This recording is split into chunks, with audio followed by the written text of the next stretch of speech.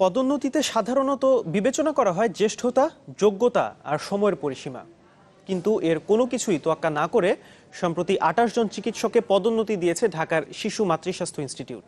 এ নিয়ে ক্ষোভ ছড়িয়ে পড়েছে প্রতিষ্ঠানটিতে কর্মরত চিকিৎসকদের মধ্যে।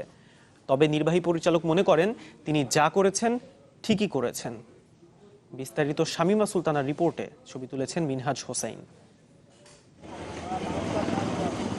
সম্পূর্ণ স্বায়ত্তশাসিত প্রতিষ্ঠান রাজধানীর শিশু মাতৃস্বাস্থ্য ইনস্টিটিউট কিভাবে পরিচালিত হবে সে নিয়ে আছে নিজস্ব আইনকানুন, আছে চাকুরি বিধিও, কিন্তু তার সবই যেন কাগজে শোভা পায়, কাজে নয়। গত 18 আগস্ট এখানে কর্মরত 28 জন চিকিৎসকের পদোন্নতি হয়েছে নিয়মের বাইরে। কোন চিকিৎসকের কোর্স চলাকালীন সময় পদোন্নতি পাবার কথা না থাকলেও অন্তত 2 জনকে সহকারী রেজিস্ট্রার থেকে সরাসরি রেজিস্ট্রার করা হয়েছে। একজন রেজিস্ট্রারকে দেয়া হয়েছে সহকারী অধ্যাপকের দায়িত্ব।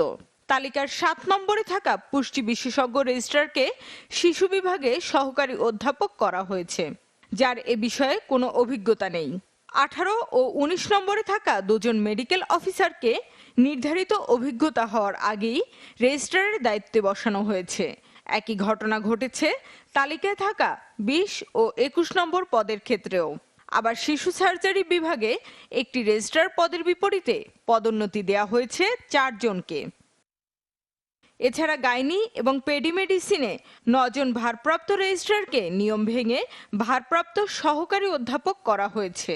সহকারী পদে কমপক্ষে 5 বছর পূর্ণাঙ্গ দায়িত্ব পালনের পর সহযোগী অধ্যাপক হবার কথা থাকলেও মাত্র 1.5 বছরের মধ্যেই পদোন্নতি পেয়েছেন 4 জন। একই অনিয়ম হয়েছে অধ্যাপক পদে পদোন্নতি পাওয়া 2 জনের ক্ষেত্রে। যারা পাইলো তাদের মধ্যে অনেকেই দেখা গেছে যে অনেক অল্প সময়ের মধ্যে, মাত্র 1-1.5 বছর হয় নাই, 1 বছর 4 মাস 7 মাস এরকম ওরা প্রমোটেড হয়ে গেছে। কিন্তু আমরা এতদিন কাজ করে আসতেছি এখানে, যখন প্রমোশন হলো আমাদেরকে বাদ দেওয়া হলো। কেন দেওয়া হলো বাদটা এটা বুঝতে পারতেছি না। এই 1 বছর 1.5 বছর আগে যারা আসছে তার সাথে আমার গ্রুপের কথা হয়নি, আপনার সামান্য পরিচয় হয়েছে, সেই প্রমোটেড হয়ে গেল।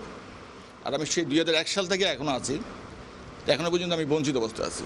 কিসের ভিত্তিতে পদোন্নতি হলো বা কি হলো আমরা কিছু জানলামই না। আমরা হয়তো একটা দাবিদার, একজন দাবিদার। চাকুরি বিধিতে পদোন্নতি দেওয়ার জন্য বাছাই কমিটি করার কথা থাকলেও তা করা হয়নি। এসব বিষয়ে জানতে চাইলে কোনো উত্তর মেলেনি প্রতিষ্ঠান প্রধানের কাছ থেকে।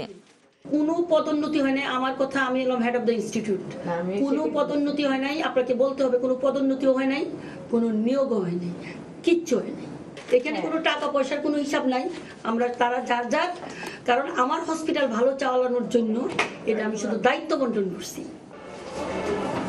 এসব অনিয়মের সুরাহা না হলে আন্দোলনে যাবার কথা জানিয়েছেন পদবঞ্চিতরা।